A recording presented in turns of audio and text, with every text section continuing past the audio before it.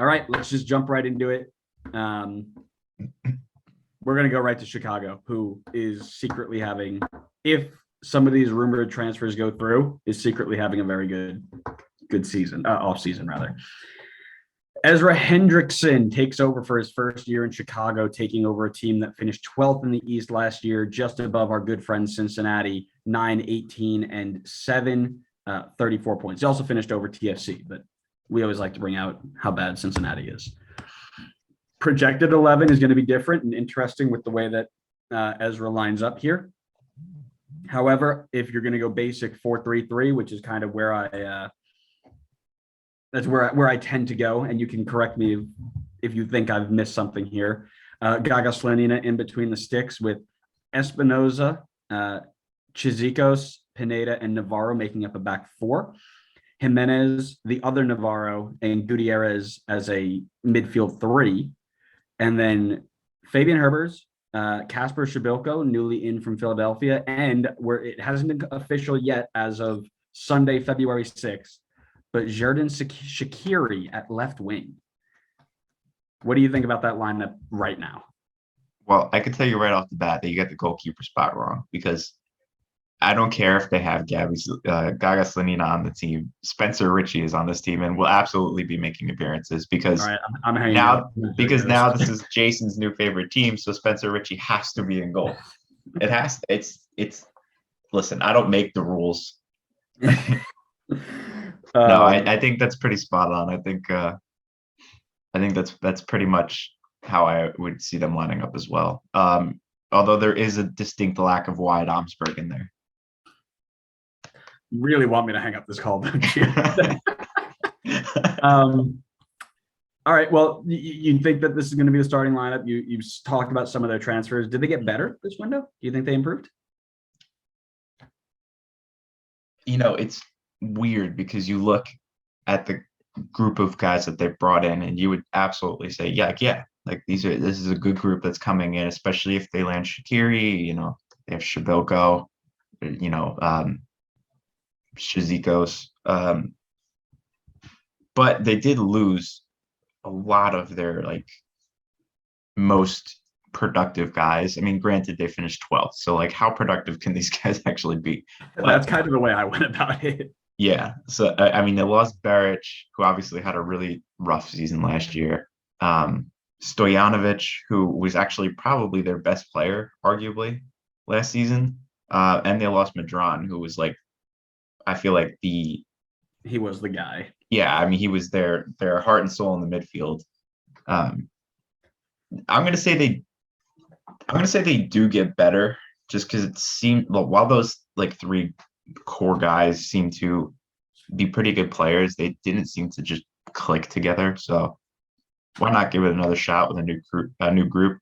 I think, how much worse can they get? I mean, you only have 2 more spots to go down, so I can't see them getting too much worse. That's funny. Yeah, that was kind of the same way I went about it. How much worse could they have gotten? So I'm gonna say they didn't get better until they get Shaqiri. Shabilko for Baric is probably a straight swap. Gutierrez in the attacking mid is going to be an interesting one. He didn't get a lot of time, but he's got a lot of potential. Obviously, Gaga Slonina is going to need to make 400 saves a game. It's going to be a good one. But who do you think their best addition is?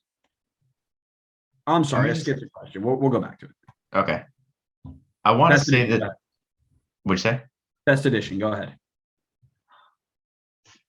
I want to say Chizikos. I think that's going to be a very under the radar move because obviously, again, not big name, not South American youngster coming in, but a guy that's super experienced playing in Germany. And from everything I've looked at, he was very consistent and good in Germany, especially, at the top flight as well in the Bundesliga. He is getting, favorite word, bring it back, season 3, it never dies, wrong side of 30. But I still think, at least in the short term, he could do a very good job for this team. So I think this is a very sneaky good signing for them. Kind of like how I said in episode 1. Oh, what? Did I drop a little plug in there? Everybody go check out episode 1 if you haven't seen it already. I mean, you might as well Uh, plug episode 2 then as well. Why Plug them not? all. Go watch every episode that we've put out since like day one. Why not? Go Yeah, listen to them. might as well. Um, I'm gonna say obviously Shaqiri for me is going to be their big one because they haven't had a really good productive winger since David Accam. And we've talked a lot about the lack of winger talent in MLS, and even you look at and Nani and Shakira are two different players, but even Nani at aged whatever he was when he came over, I don't think anybody was expecting the type of output that he gave, and I think based off of the levels that Shakiri's played at, I think he will be the best signing for them. But I also think Shibilka is a really good one too. I didn't mention Shizikos because I talked about him on episode 1. What do they need to do to get better? What do they need to do to get better? Like, who do they need to sign? I want to say that they need a central playmaker at the moment. I think they lost Madron, who I think could have served that role super well. And I don't think they've really replaced it. I think I can definitely see the argument for like outside back as well. I feel like they're pretty strong defensively in like the central part of the field. They have Shizikos, they have Pineda, they have I'm blanking Jimenez. So I feel like they're pretty strong there. Shibilko up top should be pretty good. Shaqiri on the wing. They still have 04 as well. But I feel like they're missing that central playmaker because I mean I'm looking through the roster right now, unless I'm just missing somebody. I just that seems to be something they're lacking. I mean, I know you mentioned Gutierrez, I think could maybe play in that role, but it's a little bit more uncertain there since he doesn't really have much of a sample size at all.